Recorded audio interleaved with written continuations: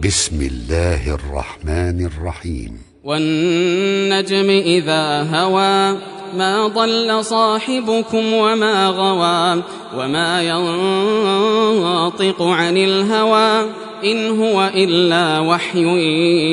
يوحى علمه شديد القوى ذو مرة فاستوى وهو بالأفق الأعلى ثم دنا فتدلى فكان قاب قوسين أو أدنى فأوحى إلى عبده ما أوحى ما كذب الفؤاد ما رأى أفتمارونه على ما يرى ولقد رآه نزلة أخرى عند سدرة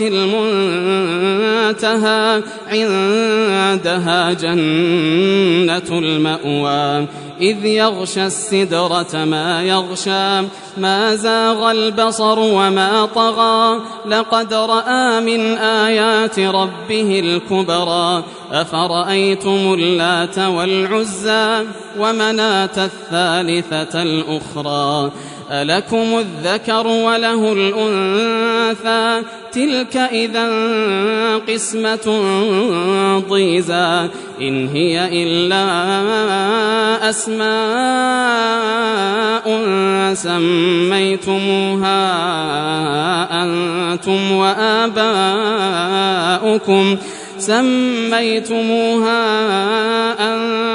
وآباؤكم ما أنزل الله بها من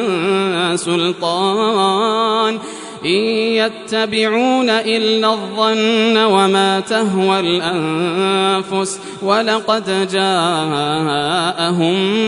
من ربهم الهدى أم للإنسان ما تمنى فلله الآخرة والأولى وكم من ملك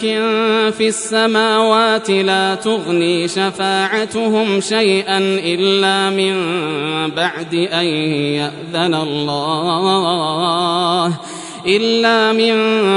أن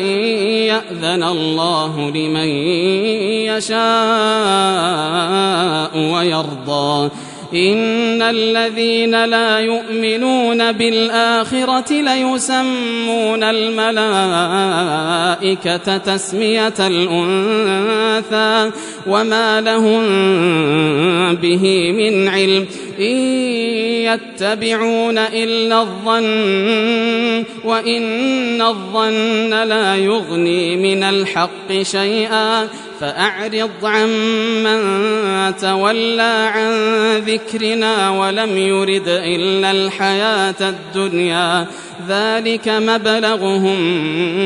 من العلم إن ربك هو أعلم بمن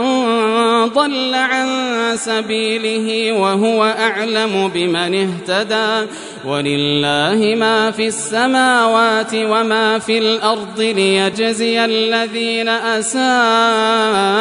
بما عملوا ويجزي الذين أحسنوا بالحسنى الذين يجتنبون كبائر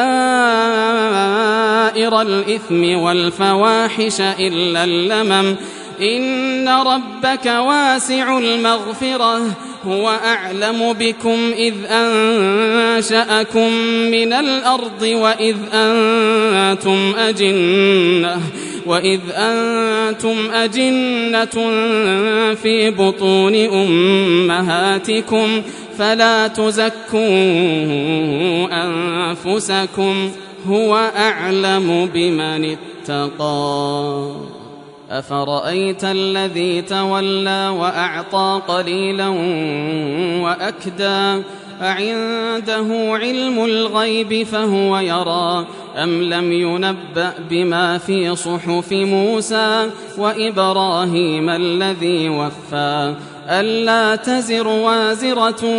وزر أخرى وأن ليس للإنسان إلا ما سعى وأن سعيه سوف يرى ثم يجزاه الجزاء